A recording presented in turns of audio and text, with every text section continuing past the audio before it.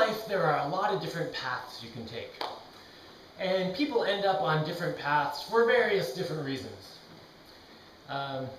The most common reason I've seen in my own life and observing other people for people being on the wrong path is because they've invested in that path and then feel like they need to get something out of the investment, so they keep going down that path. So it's very easy to either be offered some opportunity in some direction, or to say, I'm just going to try going this way. I don't know if it's going to be good or not, but let me just try it out. And then you go down this path for a couple months in your life, and then you've invested that couple months of time and probably some money and all this energy going down this path. And it's very easy to get stuck thinking, well, I've invested all that. Let me just go a little bit more because I want to get something back from it. So I try never to get sucked into this. So every once in a while, maybe every couple of years, depending on what's going on, I just stop everything I'm doing, which is what I'm doing right now. That's basically what my goal is this week, to just reassess things. So what I'm doing is I'm stopping everything that I'm doing, and I'm just going to zoom out and take like a big picture view, and I'm going to assess what I'm doing and where I can go, and disregard any investment I've put into anything.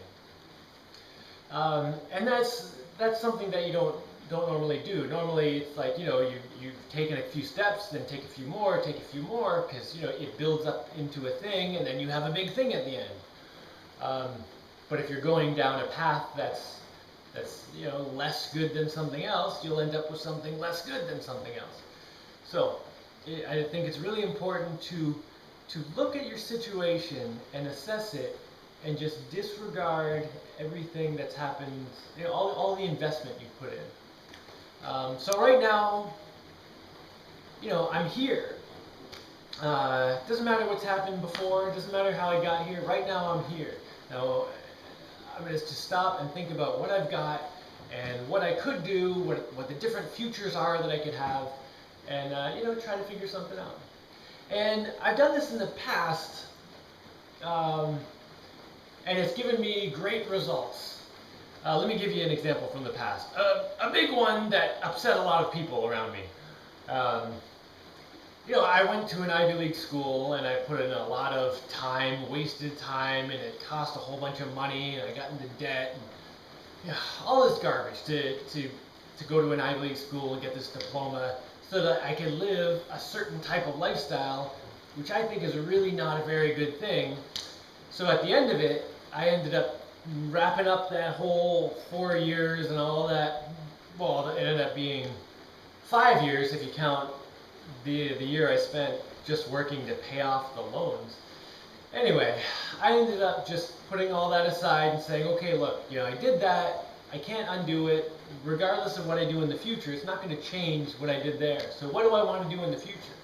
And what I wanted to do with my future had nothing to do with my Ivy League diploma or my Ivy League connections and all that stuff. To me, that was all piles of garbage that led down a path of misery and horribleness. And if I kept going down that path, right now I'd probably be sitting in some stuffy apartment that I didn't own, that I owed money on, thinking about, do I want to blow my brains out before work tomorrow?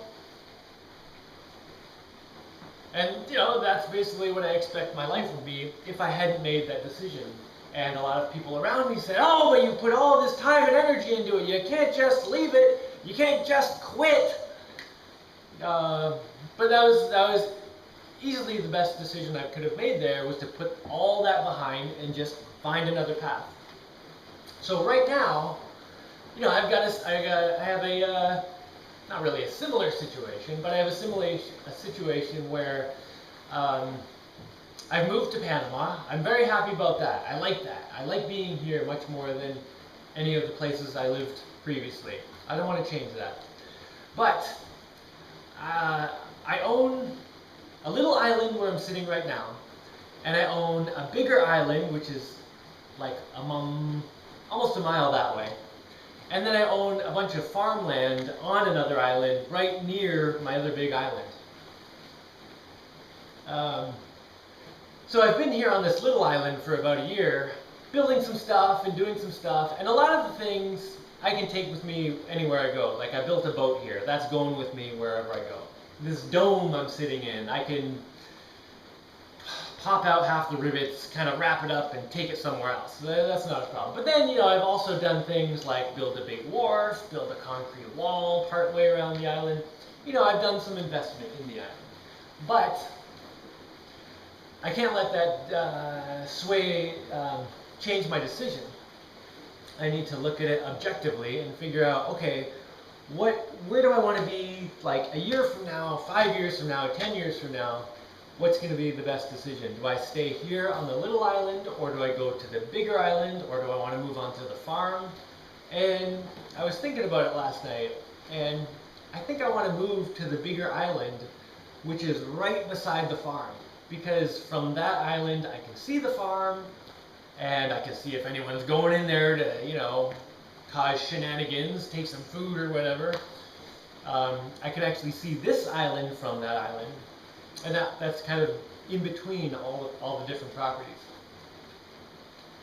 And just looking at it objectively, that seems like totally the most obvious thing I should be doing. But then when I come back to the view right here, it's like, oh man, but I've already got this dome sitting here, and I've already got this stuff started. And over there, I haven't done anything. I'm gonna have to fix some swamp and like dig out a bunch of swamp and fill in another spot.